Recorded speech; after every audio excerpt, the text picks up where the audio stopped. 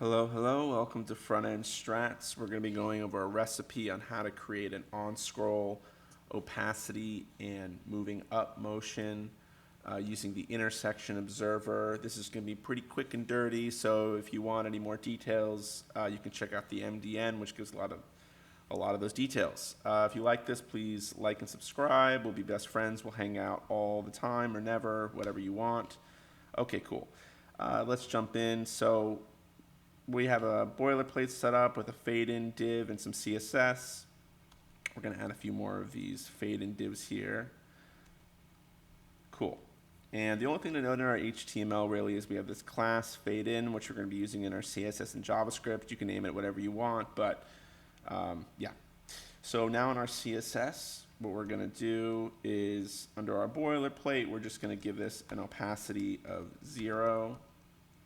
And if you don't want to do the opacity, you just want to do a transform or vice versa, do this to taste. But we're going to use the translate Y property to move these down 40%.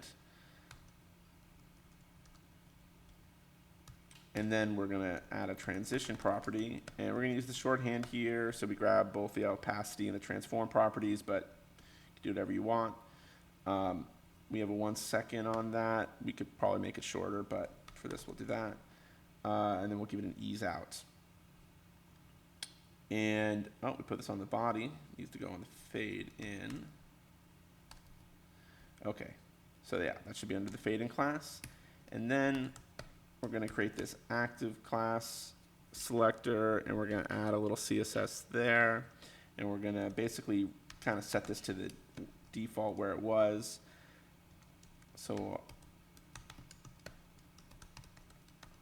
put that to 0, so the transform goes to 0 and the opacity goes to 1. And that'll pretty much be our setup for the CSS. Then if we want to go to our JavaScript, in order to use the intersection observer constructor, what we're going to have to do is we're going to have to give this a callback and some options. So first what we'll do is we'll select our elements here. And we'll use query selector all for that. And we're going to select all of these fade-in classes. Then we'll move on to creating our options object. And pretty sure this is the default value for the root, but basically what this does is it'll set what scrolling area we're talking about, and this will just make it a little bit more explicit. Then we're going to set root margin, which will affect when the intersection observer is triggered. For the value, I'm just going to give it 0 pixels, which again I think is probably the default, but just to have it in there. And the only thing that could trip you up here is if you just add a 0 like in your normal CSS, it won't work, so you need to be explicit about the measurement unit. I'm just going to use pixels here, but you probably could use something else, like a % or whatnot. And then we're going to give it a threshold for how far down into the element our viewport can reach before we trigger this callback. And I'm going to set this to 0.4. Check out whatever error we got here, unexpected token. All right, so this needs to be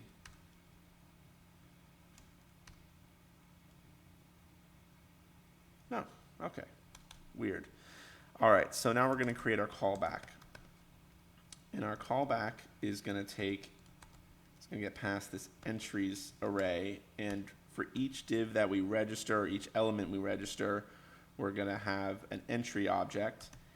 So what we're going to do is we're going to iterate over these entries.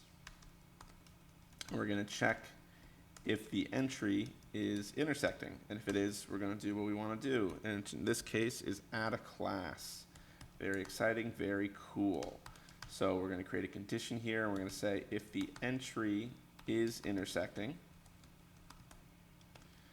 then, and it's important to do this because I'm pretty sure intersection observer runs on load or at odd times. So you want to just make sure that it is intersecting when you add this class, so you don't ruin your effect.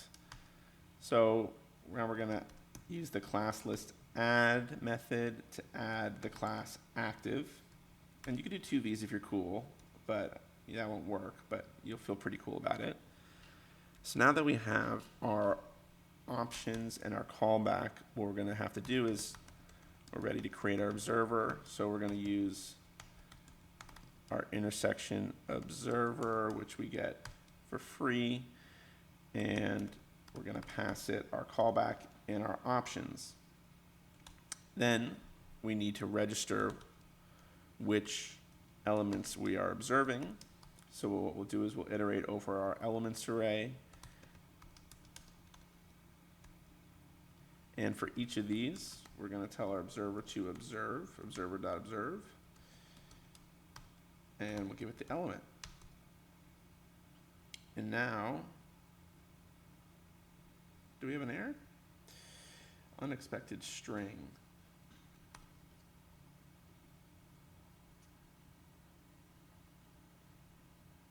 I think CodePen might be, yeah, I think CodePen was just being fun. And now what we're doing is we're getting this. If you want to see the default of this, you can see in here.